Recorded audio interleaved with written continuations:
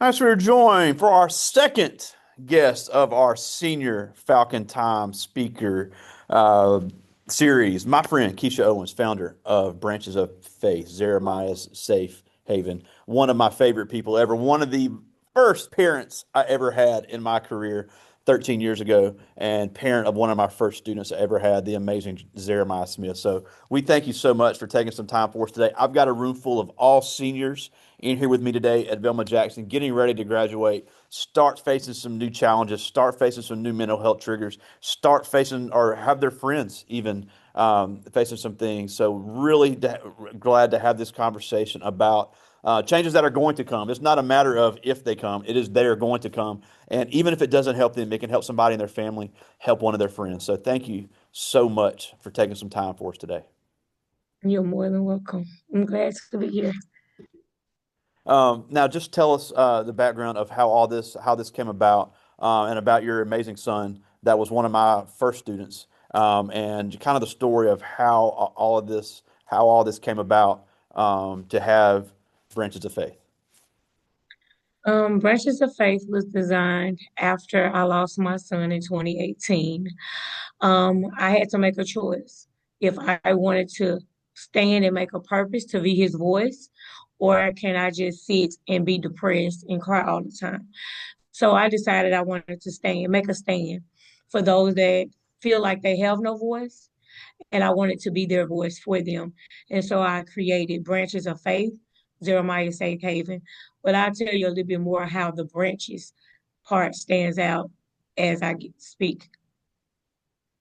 That's incredible. So, And yeah, and when he passed, he was at the same point that a lot of our kids are about to be, as far as where they are in their life, because he had just graduated from high school, and that is such a hard transition. And before you came on, I told him, I don't care who you are, I don't care where you decide to go, you're going to face challenges that you had no idea on how to deal with. So that's why it's so important to have these conversations now, to really prepare them for what's going to happen.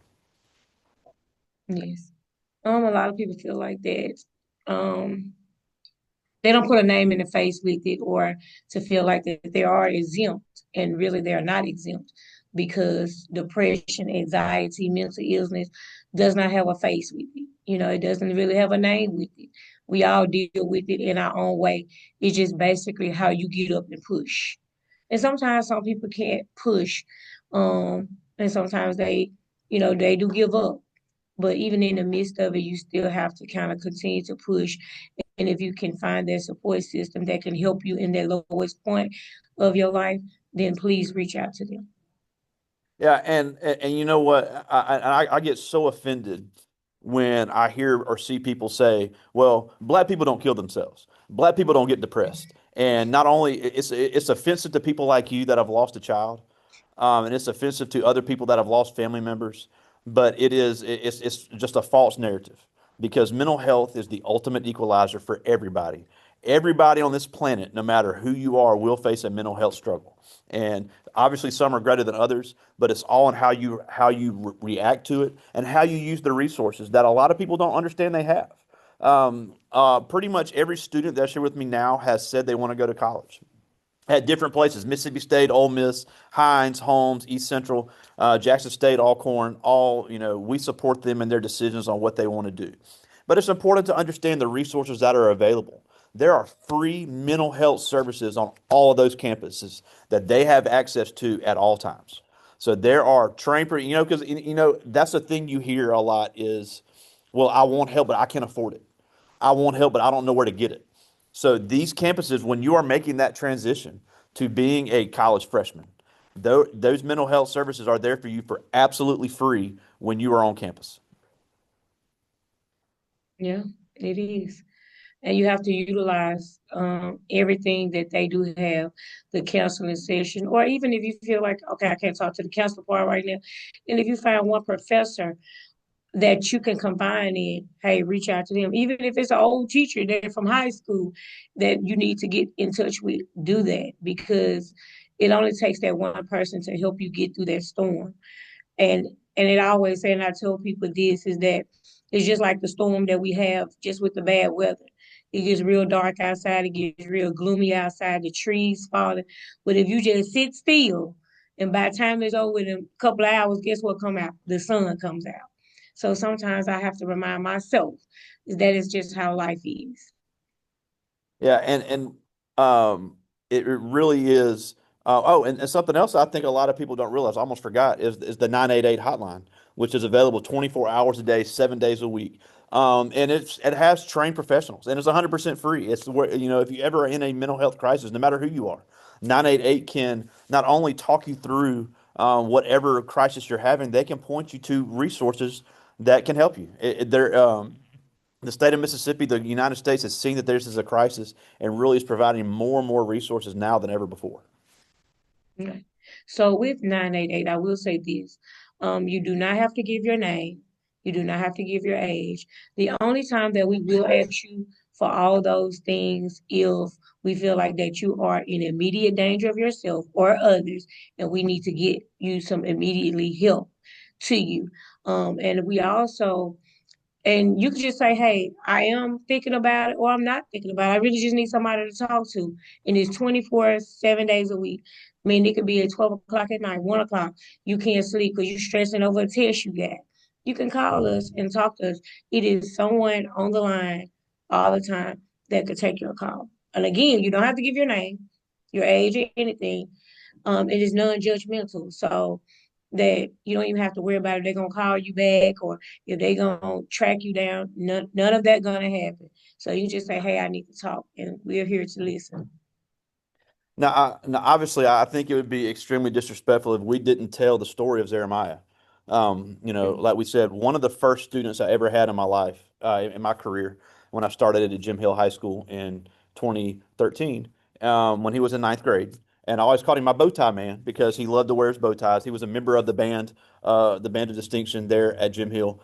And then after he graduated um, is when he passed away. So just tell us about his journey, and about the decisions he made, and how they can recognize it in themselves and use that to say, and use that as an inspiration to push forward through the things that he was dealing with. So I'm gonna start off and say this before I actually introduce you a little bit to Jeremiah. I'm gonna start off with this poem, and then I want you to think about this as it relates to yourself sometimes.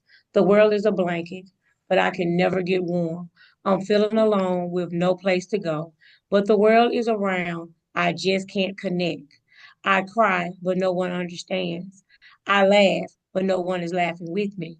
I have no shelter. I'm all alone and broken, only to be mended when I no longer exist. So I say that. I want you to think about that. And then also, I want you to think about this. This as well as myself. This as well as my son. And I'm sure it may be one or two of you. I am so tired. I no longer want to be here. What is my purpose? My family would be better off without me. I would no longer be in your way much longer. I no longer want to live. I feel like there's no way out. Nobody understands me. No one cares for me. I want to end my life. Why should I stay here? So I say all of that to say this. In 2018, April the 6th, my son ended his life. And so as I was telling you, the name of my organization is called Branches of Faith, is because Jeremiah ended his life on a tree. Jeremiah hung himself, which is now in my backyard. It used to be my parents' backyard. And I actually still have the tree, which it kind of fell, but I still have the stump. And every year, April 6th, I do a balloon release. I do decorate the tree. We put balloons out there, windmills, everything. And it's so ironic that the other day I went out there. I was in one of my moments and I went out there and the windmill started blowing really, really hard. Now the wind wasn't even blowing. So I just smiled because I knew he was there in their presence. So, and I just say that. And if I keep smiling while I'm talking, y'all just know I'm gonna be okay. Because when I talk about him and share his story, it just delights me. That I can get to share his story with other people. But on April the 6th, it was actually a gloomy day. I went to work.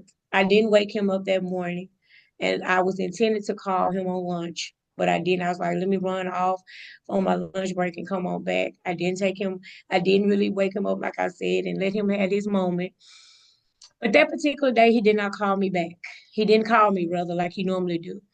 So, round, probably around close to 2, I was getting off break and I got a phone call from my mom and she said, the tree. And so I knew what she meant because he had already attempted 5 times prior. This was his 6th time attempting.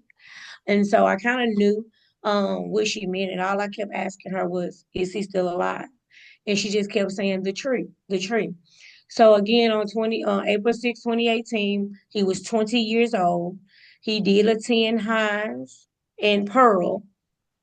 He was actually going for photography and music because he loved to design stuff. He was really a great designer. He didn't even know how great he was in that. Um, and with that being said, that on that day, he waited till my mom left home. He waited till my nephew left home. And like I said, he ended his life on that tree. But before that, we battled with 5 years of depression, anxiety, mental illness. And a lot of people don't know that mental illness, depression, and anxiety is bloodline. Some people be wondering, like, where did that come from? Where did that come from? Nobody in our family. If you did really do the research, is sometimes you can find it in your bloodline. And I didn't find that out till afterwards. Um, but he dealt with bullying. He dealt with a learning disability, whereas he was struggling with reading. He couldn't read on his level. So therefore that caused the issue with him because he really, really wanted to do. But I will say this, in his time doing school, I had some great teachers that really pushed him, motivated him, even had students that would reach out to help him, to help him to master what he needed to. I even had people that say that he'll never graduate with a high school diploma. Actually, it was one of the pictures that you posted of that I had been looking for, that he walked across the stage with his foot high up in the air. And I just smiled when you posted that picture. Because I was determined he was going to get that diploma, not a certificate. But even in the midst of your storm, you can strive what you want to strive. If you can just push forward and just hold on to that person that's pushing you along the way, because sometimes it looks bad, but it's not always that bad. And even with that, with my son, like I said, he attempted 5 times prior, 6 times he was successful. He tried with taking pills, his medication. He tried to take over the medication. He tried to he tried to hang himself a couple of times, which he wasn't successful because we got, caught him in that aspect. My son also jumped out of my car while I was driving. So that was like another aspect. So you have all these things, and then also my son went through this dark, dark depression where he did not want to bathe, he did not want to comb his hair, he did not want to brush his teeth. He didn't want to do any of these things. He took the TV out of his room. He did not want to watch TV inside his room. He would only watch TV when we're having family time. And so he would darken the windows so that no light could come in. And I noticed all these things, so I would try to bring him out of the room versus letting him stay in the room. And so those are some things that you have to be mindful of too. If you notice your friends that used to be the life of the party, that's, always texting, calling, and you don't hear from them, or their appearance just changes. Ask them, are they okay? Ask them, are they okay? Because sometimes they just want to be noticed, you know. And so it was a great struggle, but for my son, it was a regular conversation with me and him. Like he would tell me when he's feeling bad, down, sad, and we would talk about it like it's just a regular conversation of how he's feeling, what he's going through, and what he's dealing with. And at some time, it was a great struggle. It was, as a parent, it was a struggle to hear him say that. I remember one day he was praying. He was like, "I no longer want to be here. I just want to go home and rest." And so, with that being said, and I'm like, okay, what am I supposed to do with that? Like, how am I supposed to help him? But I always make this prayer: if you allow him to come home, or if you leave him here on earth, then help me either way. Because at this point, that I'm not gonna cry every day. I don't want to cry every day. I just want to be able to be the voice of others. I want to be the voice that for those that feel like they have no voice. And I also will tell you, and briefly, in August the 6th, 2022, I lost a nephew as well to suicide. And I would say this, even if you're in high school, going to college, if you're in a relationship with somebody and the relationship is not going well, exit. You know, don't feel like you have to stay there. Don't feel like you're not enough, because you are enough. You are enough. And I used to also tell my son that too. Um, Even though that with people, to them, you may not be enough, but you are enough. You are enough. And so when you always call him the bow tie man, he used to get bullied for wearing bow ties to school, because he used to love to dress up. And his thing was dress for success. Every man. So I will leave this with every guy that's on here. Always have a business suit in your closet, because you never know why. You'll never know There if you it's a go. job interview, if it's a job, whatever. Always have a business suit in your closet. I mean, have the tie, the shirt, the shoes, everything. Always have that in your closet, because you never know. His thing was always dressed for success. And he would wear bow ties to school. He had all colors. And I still have some of them to this day. But he would love to wear bow ties. But even during his struggle, like I said, he dealt with bullying because of his appearance, because of his academics. But he was so great at it. And then also that with people, like I said, they want to feel like they are enough. And it's a struggle. It really is a struggle. And so a lot of people don't even realize like how many people have lost their life um to suicide. And even with that, just saying with a lot of people don't even realize that suicide is just not about taking pills or hanging themselves. You have people that's also in car accidents and all these type of things. So, like, I'm not sure if you even know that firearms. There's like over 1,300 firearms that people have ended their life. Jumping from heights, you got people that jump from heights over 1,000 of them. Intoxication, meaning they'll drink themselves to death, is close to 1,000. Hanging, it's over 12,000. I mean, over 1,200. Train, over 500, close to 600. Um, and so you have so many of those. And right now, the number has doubled. Even when we talk about 988, our in calls has doubled, actually tripled. Wow. We could take up to 20 plus calls a day um, Mm. in each session, because, like I say, it's 24/7. And so, and it was ironic that a year before my son passing, I started internship here at 988, and it taught me how to listen, how to hear him. Um, and so and when I did, when I learned, when I was here in that year, I was able to understand how he was feeling, why he was feeling the way he was feeling. So don't think that because you feel a certain way that is weird, is crazy, There and you go. nobody is going to understand me. There you And go. that is not true, because we all deal with something. We all have said at some point, I no longer, I'm tired. I'm tired. But what do you mean by tired?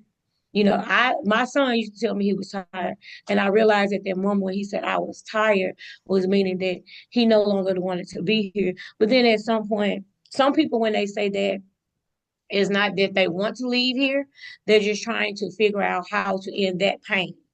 So when you say I don't want to be here, then what do you mean? So when you have a friend that say I don't want to be here, I'm tired, I don't want to live. What do you mean? Because sometimes we have to ask the question: do you want to end your life? Have you thought about ending your life? If you was to end your life, how are you going to end your life? So with me saying all of that to you, looking at me smiling really hard, talking about my baby, you have no idea that I deal with suicide ideation. I have dealt with suicide ideation for over 20 years. And with suicide ideation means that I have the thought, I have the plan, but I have never acted on neither one. But I have a whole plan in my head right now. I have it all mapped out in my head of how I want to end my life, when I wanted to end my life. And does that thought still come up? Absolutely, it does. But I know that I have a purpose, and I'm trying my best to keep striving and keep pushing with my purpose. because that I know that if I live in my life, then I'm leaving a whole lot of other people behind. And with that being said, the pain does not stop with you. The pain did not stop with my son when he left me in 2018. It did not stop. The pain actually continued, meaning that all you see is that background picture with my logo. Or I'm wearing a picture with his shirt on it. I'm thinking about all the memories that we had is because that once they're gone, they're gone. And so, and I tell you to make memories with your parents. I know you think your parents are lame. Make memories with them. I don't care what it is. I don't care if you go buy some ice cream and be like, hey, mom, dad, look, I bought you some extra ice cream. Hey, let's watch a movie. Because I promise you, when mom is gone, children are gone, that's all you have is memories. Because now that what helps me to keep striving is to think about his memories. Because my son was in a very, very dark place. Like I said, he didn't want to take a bath. He didn't want to brush his teeth. He didn't want to take his medicine. He didn't want to do any of these things. He told me to take the medicine myself because he didn't want to take. Um, but making memories is what helped me. And don't think, like I said, that what you're feeling, what you're going through, that you're feeling lost, you're feeling weird, you're feeling crazy. You're not. And I can't stress that enough that you are not crazy. You're not weird. Because we all go through things. And like I just wanted you to see me to realize that I go through it. And I stress to say it's okay to not to be okay. Some Absolutely. days it be rough on me at work sometimes. Sometimes I have to go in the counselor's office at the school, be like, listen, hey, I need somebody to talk to real quick. Let me get this out real quick. And then I'm Yeah. okay. So, and again, if you have to find a teacher, if you can't talk to your parents or, a neighbor, whoever, somebody that's an adult that you can reach out to, please reach out to them. And like I said, if you notice your friend that used to be dressing apart and all of a sudden they come to school, they're not really dressing like they should, or if some of them have a little body odor, whatever the case may be, reach out to them and ask them if they're okay because they may not be okay.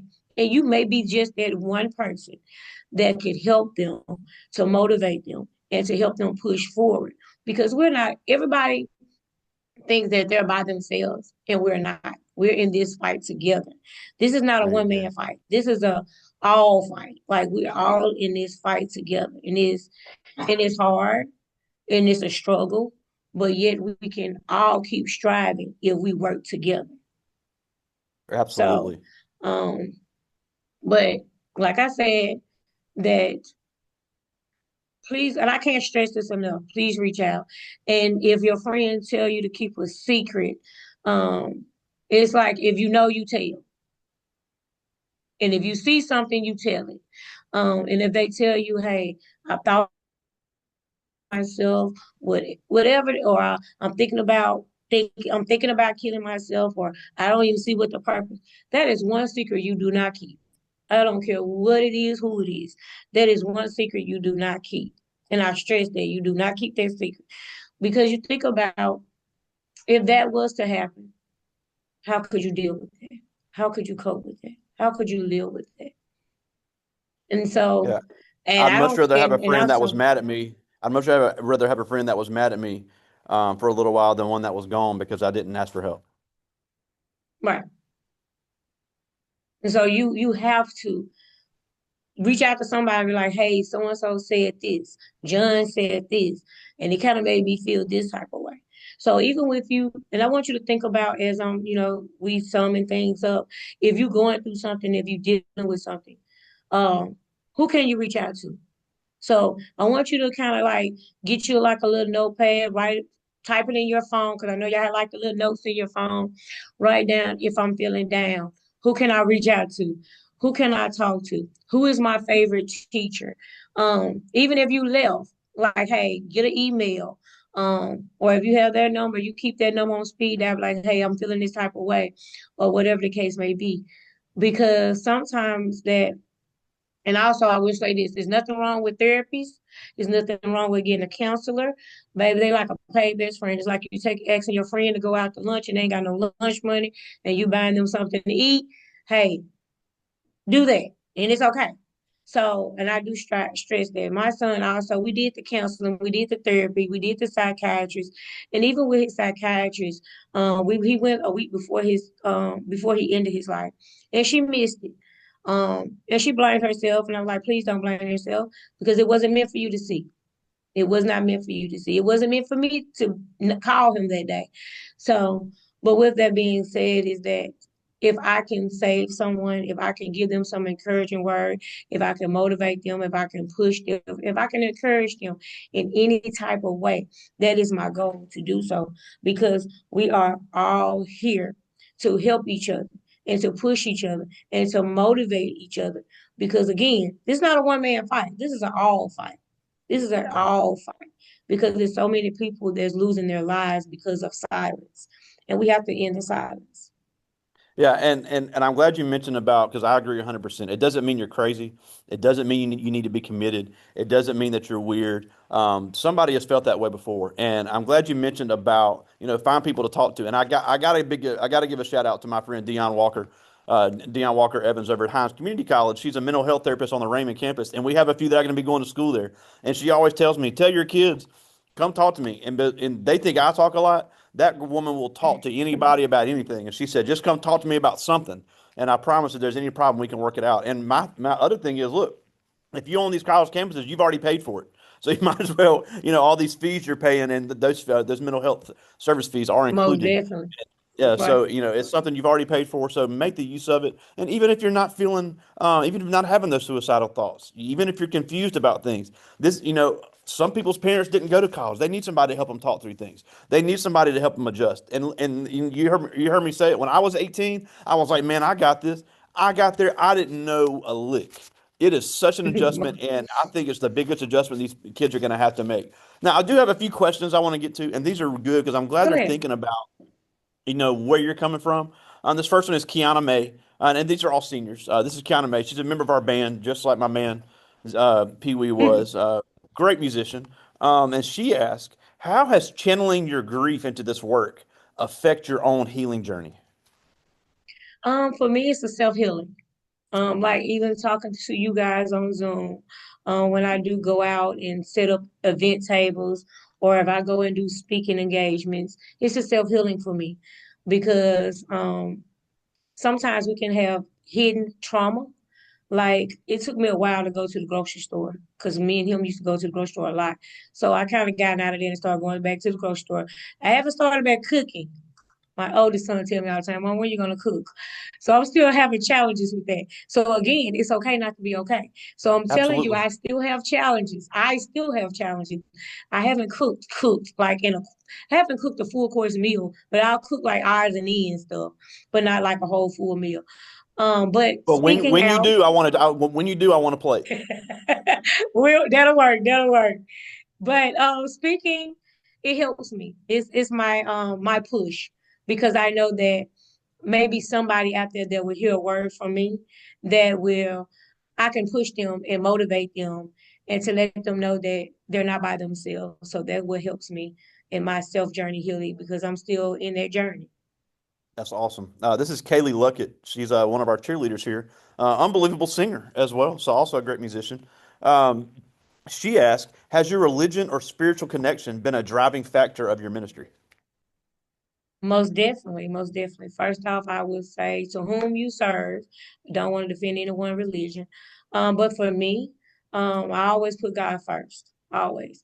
And as I stated earlier, when my son was praying, I walked in on him saying a prayer.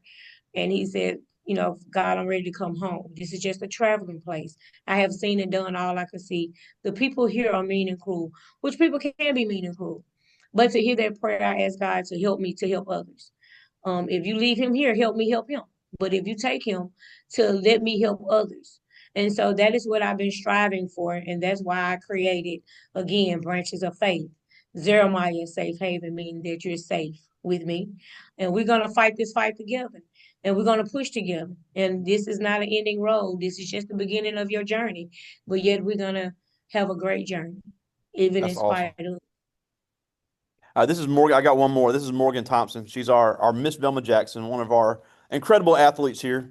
plays basketball and volleyball. Just her list of accolades could go on forever. But she asked, who or what helped you to continue to thrive in life after the passing of your son? You, meaning you all, my family and my friends, but mainly you. And when I say you, is you are my why. Because if it wasn't for, even for my family and you, meaning you're my why, is because I know that there's somebody out there, just as me, that is struggling but don't know how to fight through.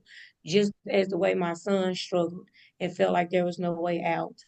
And just like any other person that's out there and feel like they have no voice, that I can be their voice and I can help them to develop their voice so that they can realize that they have a voice, even when it looks like it's dark outside. So just Amazing. remember, you're my why is why I keep pushing. Awesome. Well, we're almost out of time, and as always, it is just such a joy to have you part of this platform, and it means the world to me. And look, and I told them, and I know I've told you this before too. Zeremiah is on my mind at some point every day, because when I started my career 13 years ago at Jim Hill, I never would imagine the connection that we would have today, even though he's no longer with us. And it's just he brought so much joy to so many people, including me, and he can never be talked about enough. So his story will always have a place on this platform. But the Thank last thing you. before we go, you mentioned branches of faith. So if anybody wants to get involved with branches of faith, let us know how they can do that. Because one, it's a great cause. But if anybody needs any volunteer hours, any community service, unbelievable resume builder for a great cause here. And we encourage everybody, if they want to get involved in this, you're always looking for people to help out. So how can they get involved with branches of faith here in Jackson? Um, you can always give them my email. And if they needed to reach me directly, you have my number. You can also give them my number. That is fine. They can reach out to me. And even if they just need somebody to talk to, they're more than welcome. Like I said, if you feel like you need to give them my number, you're more than welcome to do so. And also, I will stress, you can also call 988. You may not get me, but I promise you, I have some lovely friends that answer the phone. And also, I won't forget, you can also chat. So Yeah. I have lovely friends that does chat as well. If you don't want to talk, you can always chat with them. There's 20, they always up on the line chatting. I haven't learned that one yet. I want to learn that one too, but not. But I just like to talk. They love to chat. But either one is a great service. So if it's something like I said, you can reach out to me. You can get my email, my number, or you can just like I said, call 988. Again, it may not be me, but it will be someone. And just remember, you are enough and you are brilliant and you are smart. Even if you're struggling in work, just know that you can keep doing it, you can keep striving, and also utilize your counselors, even in college, even in school. Utilize them and say, hey, I need some extra help. And I will say this, Zeremiah was in Hines. He had this amazing counselor. Even when he had to have help taking a test because of his disability, shall I say, she was willing to help him. So you never know what service you may get by speaking, saying, hey, I need help. So never think that it's okay to say you need help. Yeah, and that's okay. And look, I'm glad you mentioned disability services. I know we're up against it, but if you have an IEP in high school, if you have a 504 in high school, that can carry over to college. You just go to the disability services no matter where you go. The state of Mississippi does a great job. All of our community colleges, all of our universities have that. You can go, the same documentation you had in high school is going to be good there. They can help you get through those things. So, I don't want anybody to think, well, look, I had an IEP in high school. That's not going to fly in college. Yes, it will. Those accommodations will be made, and even if they're temporary accommodations. I know us as teachers, we all know about that, but that's something that I think a lot of Right. people don't know. So we don't want that to discourage anybody from their college choices and realizing their full potential. But we just thank you so much. This is always such a pleasure. Just you've been such a great friend to me and such a great advocate for one of my favorite people that I've ever been across. And we can never say Jeremiah's name enough. And it's just such a amazing work you're doing. And want everybody to know that look, the 988 24 hours a day, anywhere in the United States, you can call. Even if you go out of state to college, that 988 is going to work. So again, Most Kysia definitely. Owens, founder of Branches of Faith, Jeremiah Safe Haven, we thank you so much for having this amazing message for us today. Thank you for inviting me, I as talk to you soon, always. my friend. All right, See bye ya. bye.